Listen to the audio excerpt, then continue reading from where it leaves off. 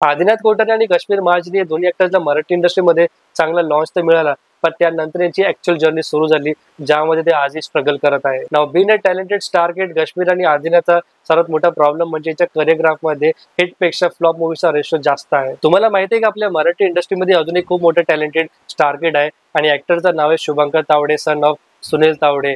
हा ऍक्टर आजकाल खूप जास्त ट्रेंडिंग मध्ये तो आणि प्रत्येक प्रोजेक्ट मध्ये हा पूर्ण कास्टला ओव्हरशॅडो करतो with his acting talent. Recently Shubhankar Tawde यांची गाडी नंबर 1760 नावाची मराठी फिल्म सुद्धा आली होती आणि ही फिल्म थिएटरमध्ये रिलीज झाली होती. अनफॉर्च्युनेटली फिल्म थिएटरमध्ये तर नाही चालली, पण इन टर्म्स ऑफ परफॉर्मन्स या व्यक्तीने संपूर्ण कास्टला ओव्हरशॅडो केलं होतं. असं पाहायला गेलं तर रितेश देशमुख सुद्धा नेपोटिझमच्या कॅटेगरीमध्ये येतात. ऑल्दो त्यांचे फादर पॉलिटिशियन होते, not a film maker, but still एक डेब्यू फिल्म मिळणं it was a very easy task for him. But still present time मध्ये रितेश देशमुख हे मराठी इंडस्ट्रीसाठी one of the biggest asset आहे to revive the box office. Mauli, Lai Bhaari, वेड आणि बालक पालक सारख्या मूवीज ते बॉक्स ऑफिस वरती जबरदस्त कमाई केली आणि मराठी इंडस्ट्रीचा कमबॅक सुद्धा त्यांनी केला.